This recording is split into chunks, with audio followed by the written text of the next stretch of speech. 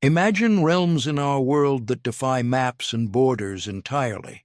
They're not spots you can spot from your car window or plot on a chart. These domains live solely within our thoughts, in how we shape our daily routines, in the unseen frameworks we erect around our existence. Still, they hold more sway, more intensity, more peril than any tangible spot ever could. Many of us navigate these territories our whole lives, oblivious to the fact that we're ensnared. We end up drained, on edge, empty inside, and we point the finger at ourselves. We assume it's a flaw in our character. Yet suppose the issue lies not with you. Suppose you're just residing in the unsuitable mental district. Allow me to share details on 7 such zones that erode your true essence, not via brutality or coercion, but via a stealthier method. They erode you by erasing your self-awareness, by urging you to forsake your innate self, by persuading you that the facade matters more than the authentic self it conceals. The initial hazardous zone I term the chamber of reflections. Here, your surroundings echo back solely your existing convictions. Each discussion reinforces your views. Each viewpoint aligns perfectly with yours. Each worry gets endorsed and heightened by a multitude of echoes that mimic your inner voice. You could view this as cozy, even enjoyable, and precisely that allure renders it perilous. The mind of a person isn't designed for constant harmony with its own echoes. It's built to face opposition, undergo trials, expand its limits. Encircle yourself exclusively with those who mirror your thoughts precisely, and a strange shift occurs. Your intellect doesn't fortify. It hardens, turns fragile, becomes more timid. I recall a fellow who devoted his days to folks who echoed his stances on politics, faith, even ideal lifestyles.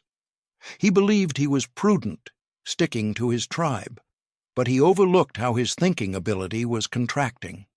Daily, his universe narrowed slightly, grew scarier, relied more on the collective to define reality for him.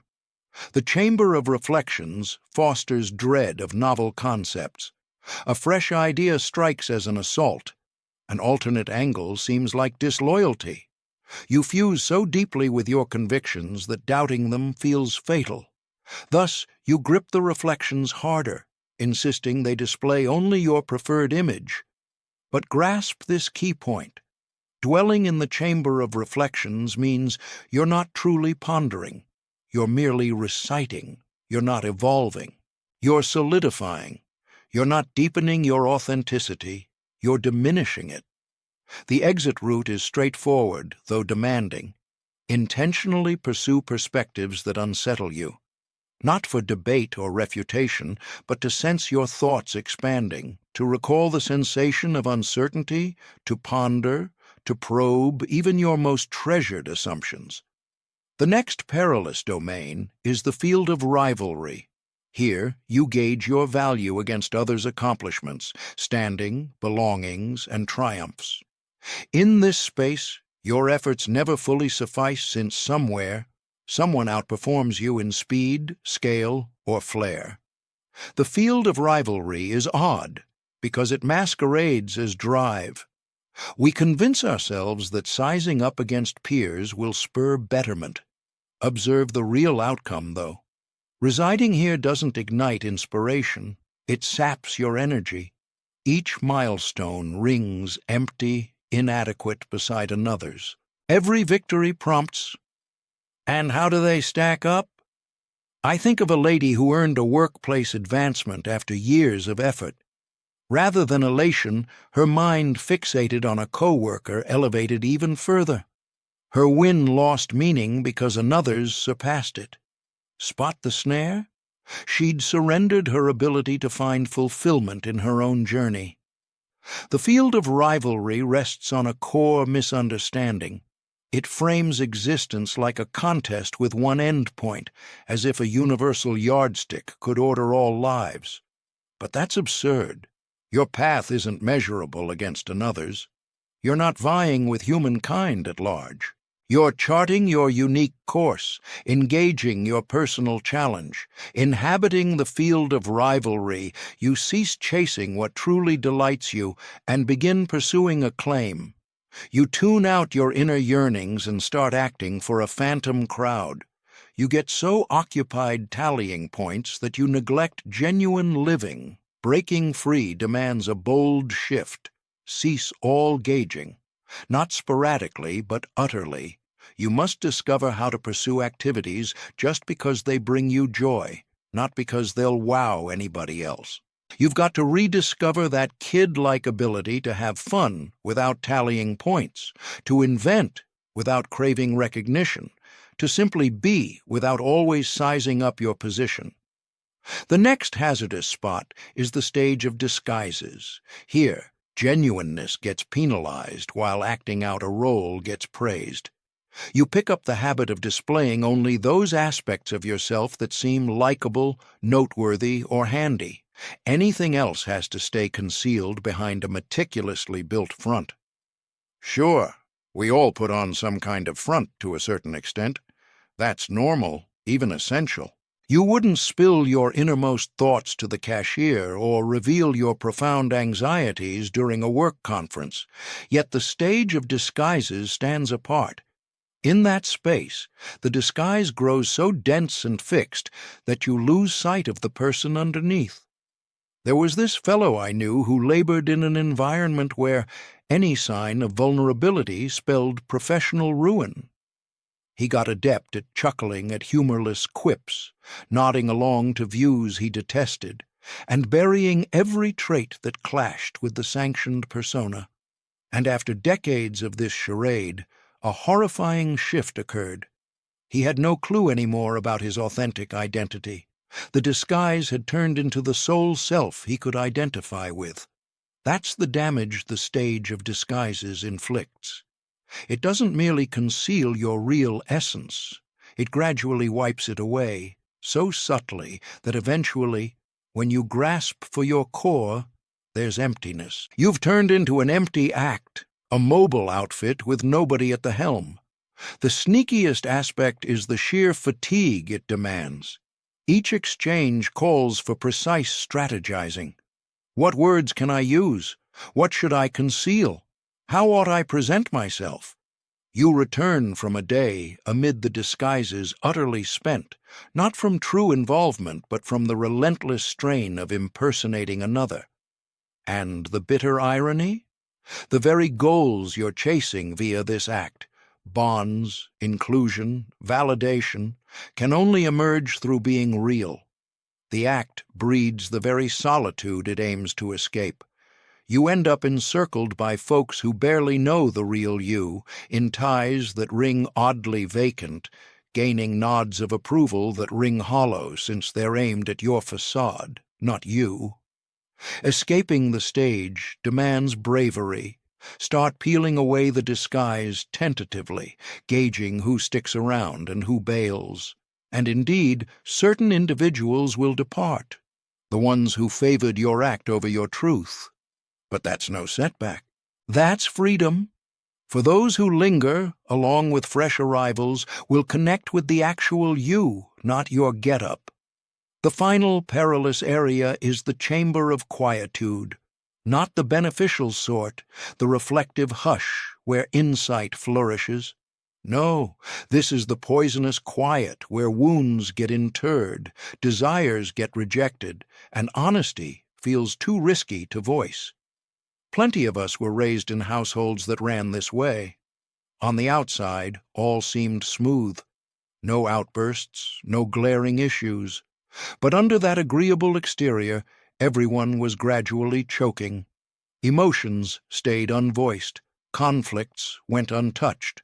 Wants were gulped down and stashed away. The implicit guideline was straightforward. Avoid stirring trouble. In the chamber of quietude, you absorb that emotional desires mark you as self-centered, that voicing hurt signals frailty, that preserving harmony means dodging truth about the ache. Thus, you master the art of enduring in hush, of feigning all's well, of persuading yourself that detachment equals calm. But here's the real toll in that space. Your emotional desires don't vanish if overlooked. They build up in your physique, in your wiring, sparking unexplained worry and gloom that hits out of the blue. You sense isolation even amid loved ones because nobody truly perceives you. You're all engaged in this intricate routine of overlooking one another's suffering. I once encountered a household that boasted about 0 arguments. They figured that proved their tightness. Yet in private chats, every member felt profoundly isolated. The mom battled melancholy but couldn't admit it. The dad felt buried under pressure with no outlet. The kids absorbed that their emotions were pesky threats to the clan's polished picture of flawlessness. The chamber of quietude conditions you to endure agony instead of mending it. It coaches you to ponder how to better withstand the sting rather than how to fix the root issue. Consequently, you craft various smart tactics for handling unease without ever settling the core matters. The escape demands shattering the quietude softly, yet resolutely. It involves uttering aloud the buried matters, not laced with rage or accusation, but plain candor. I'm in pain. I require support. This setup isn't suiting me. It entails wagering the sham tranquility for the chance at true rapport. And yes, the household dynamic will push back. Quietude suits those wary of candor. But your freedom merits the upheaval. Ease. The 5th hazardous spot is the whirlwind of clamor. Unlike the poisonous quiet, this realm assaults you relentlessly with data, excitement, pressures, and diversions. There's invariably a text to scan, a topic to debate, or a task demanding focus. You cram every silent interval with tasks since tranquility seems intolerable.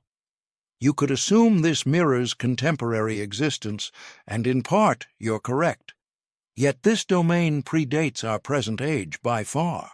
It emerges wherever you employ outside racket to dodge inner reality, perusing the news compulsively to sidestep reflections on your relationship, keeping perpetually occupied with social outings to flee solitude, crowding your thoughts with others' troubles to evade confronting your personal ones.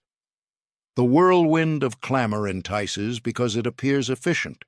You're keeping abreast, staying occupied, remaining involved. Observe, however, your psyche's fate here. You ingest vast quantities of knowledge, yet hold on to scarcely any. You hold views on all matters, but profound insight into none. You're drained from non-stop cerebral exertion, yet unable to identify genuine achievements. I once encountered a fellow who devoured 3 dailies each dawn and devoted his nights to perpetual chats on recent happenings. He boasted of his broad awareness, yet upon querying him about true comprehension or insights derived from such intake, he offered silence. He'd cluttered his intellect with din to shun the hush where authentic reflection occurs. The whirlwind of clamor traps you in perpetual response mode. You're eternally reacting to the freshest event, the budding emergency, the latest scandal. No space exists for reflection, synthesis, or permitting occurrences to coalesce into wisdom. Absent that coalescence, nothing absorbed truly integrates into your being. It merely flows past, rendering you sated yet oddly vacant. Escaping demands a daunting step, silencing the racket and enduring whatever emerges. Initially, unease surges forth. All evaded matters bubble up. That's precisely why the clamor persisted, yet persist through the unease, and a profound shift unfolds. Your psyche starts to unclutter. Your musings reclaim ownership. You begin tuning into that subtle internal whisper the gale would smother. This is the realm where you methodically forsake your personal reality, requirements, and intuitions. It unfolds so subtly that awareness eludes you. You affirm yes amid internal howls of refusal.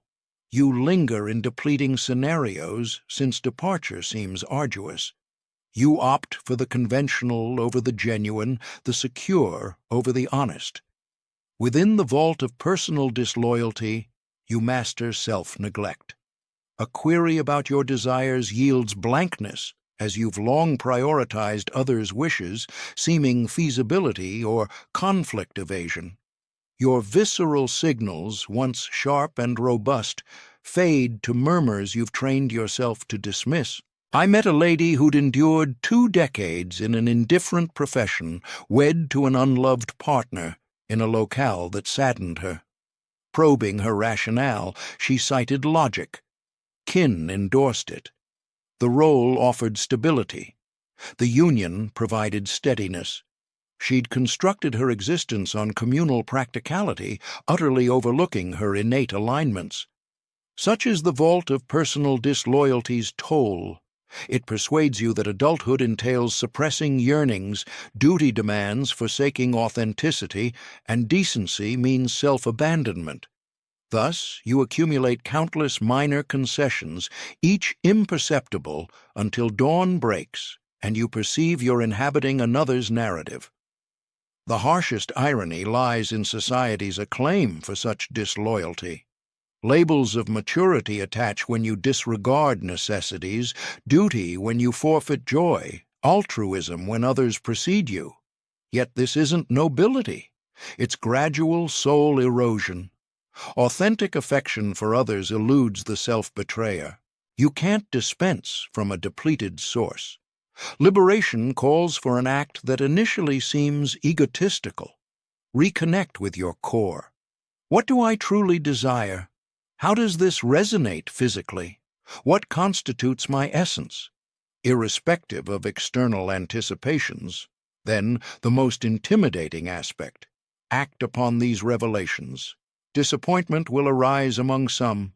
Inevitability marks it. But your existence is yours, not beholden to their visions. The 7th and gravest locale is the cellar of obscurities. Here dwells the inner domain where you've confined all self-aspects too fearsome or mortifying to confront. Each agonizing recollection, each ignoble notion, each trait deemed intolerable, all descend into the depths. One might deem this akin to a beneficial safeguard. Many folks try to outrun their flaws by shoving them aside and doubling down on their strengths. Yet reality bites back hard. What you suppress doesn't just vanish, it festers in the gloom, subtly steering your actions in baffling directions. Suddenly, you're snapping at minor annoyances, undermining your own progress, cycling through habits you vowed to ditch, all while scratching your head over the reasons, since the root issue lurks hidden away. Take this guy I once knew who loathed his dad's explosive temper. He promised himself he'd never go down that road, basking in his reputation for poise and restraint. Fast forward to fatherhood, and shockingly, he caught himself exploding at his kids over nothing. He'd stashed his fury deep inside, convinced it was gone, but it had been lurking in obscurity, building force until it erupted just as he'd dreaded. That's the shadow basement's cruel trick. Any trait you disown in yourself doesn't evaporate. It dives below the surface and pulls strings from your subconscious. You end up criticizing others harshly for qualities you dread in your own mirror. Circumstances draw you in that mirror what you've dodged. You get overtaken, almost haunted by the aspects of your psyche you won't own up to. But wait, there's a flip side that's truly eye-opening. Beyond the fears, the shadow basement harbors raw energy, innovation, and life force. Channel that buried rage, and it could fuel bold activism. Turn that grief into profound understanding. Transform that embarrassment into unyielding kindness for those facing the same battles. Escaping the depths demands rebellion, not evasion or rejection, but the guts to descend with illumination and confront the truth head-on. Don't condemn it or battle it, just recognize it. Admit, this is me too. In that moment of acceptance, the shadow's grip on your unseen drives weakens. You reclaim your full self, unified, no longer fractured by inner conflict. So, let's recap. These 7 traps that erode your genuine essence. The hall of mirrors that stiffens you with fear. The arena of comparison that renders your wins hollow. The theater of masks that wipes out your real expression. The room of silence that inters your honesty. The storm of noise that overwhelms your quiet thoughts. The chamber of self-betrayal where you slowly forsake yourself. And the basement of shadows where you flee from your completeness. Spotting them is just the starting line, though. Now comes the real puzzle. How do you break free? How do you seize back your core? The solution is straightforward yet daunting. Awaken to your surroundings. Examine where you truly linger in your mind, not the facade you project, not the ideal you chase, but the spots where your mental energy actually flows. Which of these realms do you frequent every day? From there, initiate your exit, not in a blaze of glory or all at once, but with intention. Cut back on time in poisonous settings. Draw lines with those who insist on your disguise. Carve out moments of quiet for your inner self to emerge. Opt for decisions rooted in your own reality, ignoring outside pressures. Embark on the gradual process of weaving back in what's been concealed below. This path won't win you fans.